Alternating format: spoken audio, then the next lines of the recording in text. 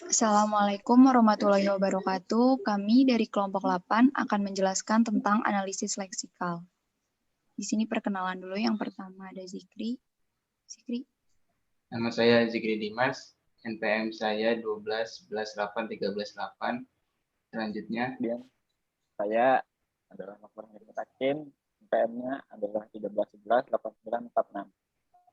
Nama saya Safa Aliandini dengan NPM 161185559. Nama saya Titiani dengan NPM 171181165. Baiklah, kita mulai aja.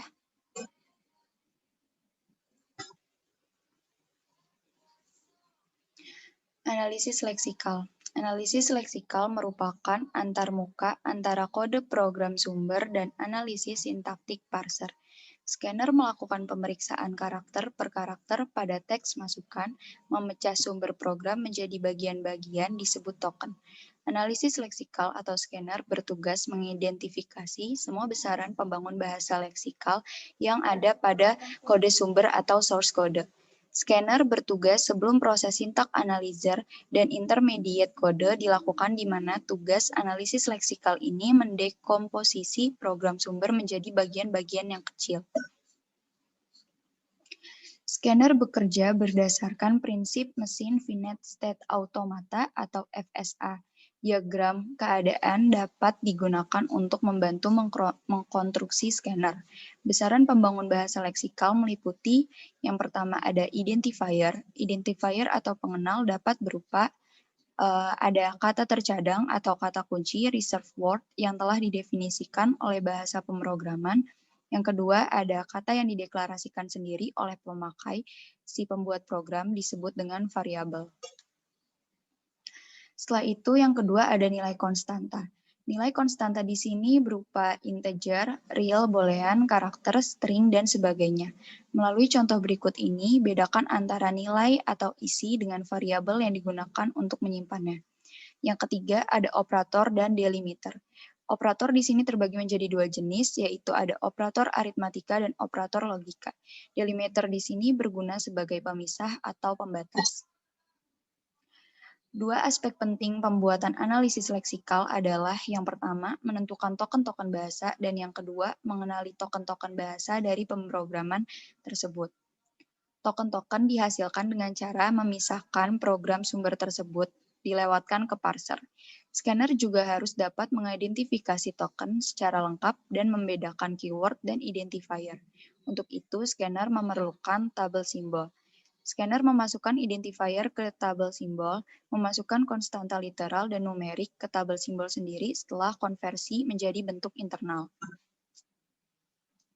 Tugas-tugas secara detailnya yaitu yang pertama, mengidentifikasi semua besaran yang membuat suatu bahasa, yang kedua, mentransformasikan ke token-token, yang ketiga, menentukan jenis dari token-token, yang keempat, menangani kesalahan, yang kelima, menangani tabel simbol, yang keenam, scanner didesain untuk mengenali keyword, operator, identifier, yang ketujuh, token separated characters of the search language into group that logically belong together, yang ketujuh, misalnya konstanta, nama variabel ataupun operator, dan delimiter atau sering disebut menjadi besaran leksikal. Setelah itu ada identifier, dapat berupa keyword atau nama kunci seperti if, else, begin, and pada Pascal, integer pada Pascal, in float pada bahasa C. Setelah itu ada konstanta, yaitu besaran yang berupa bilangan bulat, integer, bilangan pecahan float atau real, boolean true or false, karakter, string, dan sebagainya. Setelah itu ada operator. Di sini operator terbagi menjadi dua, yaitu operator aritmatika dan operator logika. Setelah itu ada delimiter yang berguna sebagai pemisah atau pembatas seperti kurung buka, kurung tutup, titik, koma, titik dua, titik koma, dan white space. White space sendiri di sini sebagai pemisah yang diabaikan oleh program seperti enter, spasi, ganti baris, dan akhir file. Selanjutnya akan dijelaskan oleh Zikri. Ya, berikutnya ada diagram analisis leksikal. Di sini pertama ada proses input. Proses input ini dilakukan oleh user. Proses input ini akan menghasilkan karakter. Selanjutnya, dalam lexical analyzer itu, inputan berupa karakter sebelumnya itu akan diproses di dalam lexical analyzer yang akan menghasilkan token. Token itu, setelah itu, token itu akan diproses kembali dalam syntax analyzer. Dalam syntax analyzer ini, dia akan mengcompile sebuah token yang nantinya token itu akan diminta kembali dan akan masuk ke dalam proses lexical analyzer kembali. Setelah itu, dalam proses lexical analyzer yang kedua ini akan menghasilkan ekstra karakter, yang mana ekstra karakter itu akan dijadikan umpan balik ke dalam sebuah proses input yang nantinya akan diproses oleh user kembali, dan begitu seterusnya.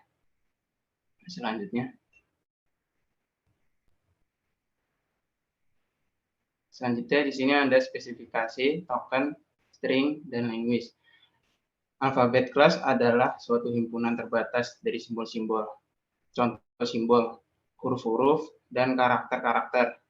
Himpunan 01 adalah binary alfabet. String adalah rangkaian simbol-simbol dari alfabetik.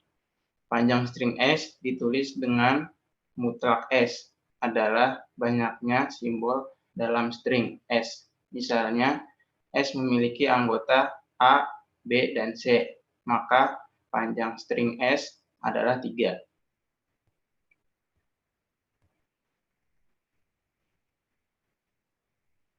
Masih di spesifikasi token, string, and language. Di sini ada empty string ditulis dengan E dengan panjang string 0. Empty set ditulis dengan himpunan kosong atau himpunan empty. Concatenation adalah gabungan dua buah atau lebih string.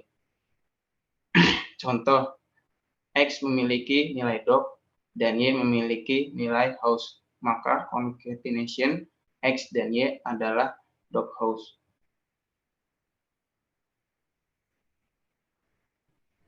Bagaimana function analisis leksikal? Pertama, kita akan melakukan tokenisasi, yaitu membagi program menjadi token yang valid. Kedua, hapus karakter spasi putih. Ketiga, hapus komentar. Keempat, memberikan bantuan dalam menghasilkan pesan kesalahan dengan memberikan nomor baris dan nomor kolom. Di sini ada diagram function analisis leksikal. Selanjutnya. Di sini ada analisis leksikal. Contoh pertama, ada urutan karakter yang disebut dengan statement. Statement ini isinya adalah Fahrenheit, titik 2 sama dengan 32, plus Celsius dikali 1,8. Maka akan diterjemahkan dalam token-token seperti berikut ini. Fahrenheit itu berupa identifier. Selanjutnya ada titik 2 sama dengan itu berupa operator. 32 adalah integer. Tanda plus adalah operator penjumlahan. Celsius adalah identifier. Bintang adalah operator perkalian. Dan terakhir ada 1,8, yaitu float atau bilangan real. Selanjutnya ada lexical analisis leksikal. Contoh kedua. Di sini setiap bentuk dari token akan direpresentasikan sebagai angka dalam bentuk internal dan angkanya adalah unik. Misalnya, 1 adalah variabel, 2 adalah konstanta, 3 untuk label, dan 4 untuk operator, dan seterusnya. Contoh instruksi. Kondisi titik 2, if A lebih besar daripada B, dan C sama dengan D, titik koma.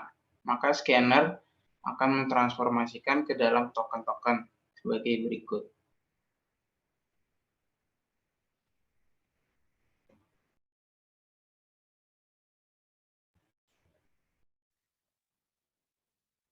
Kondisi memiliki token 3, titik 2 memiliki token 26, if memiliki token 20, A memiliki token 1, lebih dari memiliki token 15, B memiliki token 1, dan memiliki token 21, C memiliki token 1, D memiliki token 1, dan titik 2 memiliki token 27.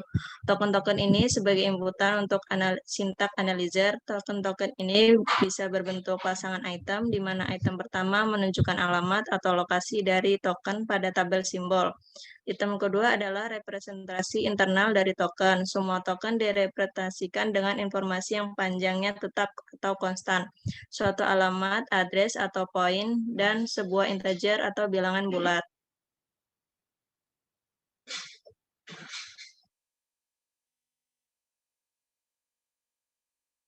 Selanjutnya ada contoh dengan menggunakan bahasa pemrograman C, di mana akan menghitung angka pada token. Misalnya di sini ada in main, buka kurung, tutup kurung, akan dibaca satu-satu. Misal in-nya itu 1, main itu 2, buka kurung 1, tutup kurung 2, dan selanjutnya hingga mendapatkan token sebanyak 27. Tata bahasa reguler dan hubungannya sebagai scanner penganalisis leksikal.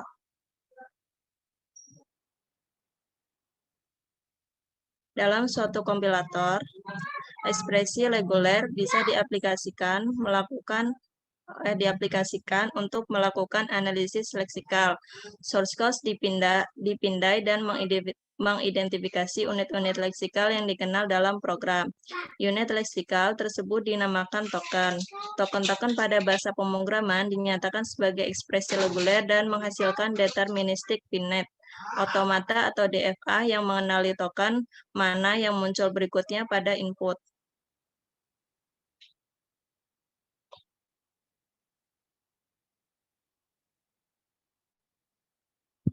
Contoh identifier terdiri dari huruf kecil maupun kapital, bisa diikuti huruf atau digit tanpa batas panjang, dapat dinyatakan buka kurung huruf, tutup kurung, buka kurung huruf ditambah digit, tutup kurung dipangkatkan. Huruf berupa A besar sampai Z besar atau A kecil sampai Z kecil, digit berupa 0 sampai 9. Dapat dilihat dari diagram di bawah. FSA akan diterjemahkan menjadi kode dalam sebuah bahasa pemrograman.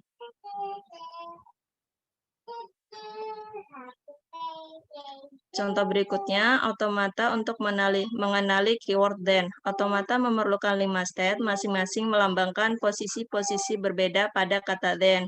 Posisi-posisi ini berkorespondensi dengan prefiks kata, mulai dari string kosong atau empty string, di mana tidak ada satu kata yang muncul sampai satu kata penuh tampil.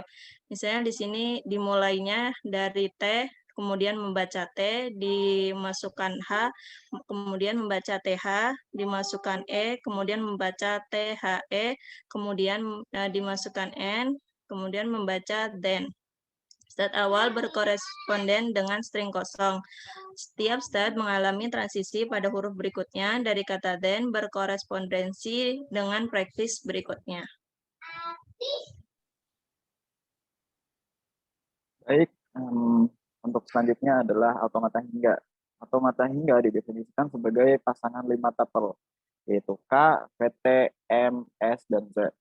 Di mana K adalah himpunan hingga state, kemudian VT adalah himpunan hingga simbol input, kemudian M adalah fungsi transisi, menggambarkan transisi state AH atau automata hingga akibat pembacaan simbol input. Fungsi transisi ini biasanya diberikan dalam bentuk tabel. Kemudian untuk S yang anggota dari himpunan hingga state, yaitu merupakan state awal, kemudian simbol Z yang merupakan anggota bagian dari himpunan hingga state, yaitu merupakan himpunan state penerima atau state akhir. Ada dua jenis automata hingga, yaitu deterministik dan non-deterministik. Untuk yang deterministik adalah biasa disingkat AHD atau DFA, yaitu deterministic finite automata, yaitu transisi state automata hingga akibat pemecahan sebuah simbol bersifat tertentu. Notasinya adalah sebagai berikut. Fungsi transisi AHD adalah K dan PT, maka hasilnya adalah K. Kemudian jenis automata hingga yang kedua adalah non-deterministik. Biasa disingkat dengan HN atau NFA, yaitu non-deterministik finite automata. Non-deterministik ini adalah transisi state automata hingga akibat pembacaan sebuah simbol bersifat tertentu. Notasinya adalah sebagai berikut, yaitu fungsi transisi AHN, K dan PT maka menjadi 2 pangkat K. Berikut ini adalah contoh untuk AHD dengan fungsi F, di mana himpunan stepnya yaitu Q0, Q1, Q2, kemudian untuk himpunan inputnya adalah A dan B, untuk step awalnya adalah Q0, dan step akhirnya adalah Q0 dan Q1. Kemudian untuk M atau tabel transisinya adalah bisa dilihat di layar ini. Next. Maka hasil dari tabel transisi tadi dijadikan sebuah graf menjadi seperti ini. Jadi mulai dari Q0 memberikan inputan looping berupa A dan memberikan inputan B ke Q1. Dan dari Q1 memberikan inputan A ke Q0 dan memberikan inputan B ke Q2. Dan untuk Q2 memberikan inputan looping berupa A dan B. Contoh kalimat yang diterima AHD yaitu A, B, AA, AB, BA, ABA, BAB, ABAB, BABA. Untuk contoh kalimat yang tidak diterima AHD yaitu BB, ABB, dan ABBA. AHD ini menerima semua kalimat yang tersusun dari simbol A dan B yang tidak mengandung substring BB. Selanjutnya adalah contoh untuk automata hingga non-deterministik atau AHN berupa fungsi F, di mana untuk himpunan state-nya yaitu Q0, Q1, Q2, Q3, dan Q4. Untuk himpunan inputnya yaitu A, B, dan C, di mana state awalnya adalah Q0 dan state akhirnya adalah Q1. Kemudian diberikan juga sebuah tabel transisi seperti pada gambar ini. Selanjutnya. Nah, dari tabel tadi, maka dibuat juga ilustrasi graf dari AHN sebagai berikut. Berawal dari Q0, memberikan inputan looping berupa A, B, dan C. Kemudian memberikan inputan A ke Q1, memberikan inputan B ke Q2, dan memberikan inputan C ke Q3. Lalu, untuk Q1, memberikan inputan looping berupa ABC dan memberikan inputan A ke Q4. Untuk Q2 sama seperti Q1 tadi, yaitu memberikan inputan looping berupa ABC dan memberikan inputan B ke Q4. Dan untuk Q3 memberikan inputan looping berupa ABC dan memberikan inputan C ke Q4. Untuk contoh kalimat yang diterima AHN seperti AA, BB, CC, AAA, ABB, BCC, dan CBB. Contoh untuk kalimat yang tidak diterima AHN tersebut adalah A, B, C, AB, BA, AC, dan BC. Baik, sekian dari kami. Terima kasih. Assalamualaikum warahmatullahi wabarakatuh.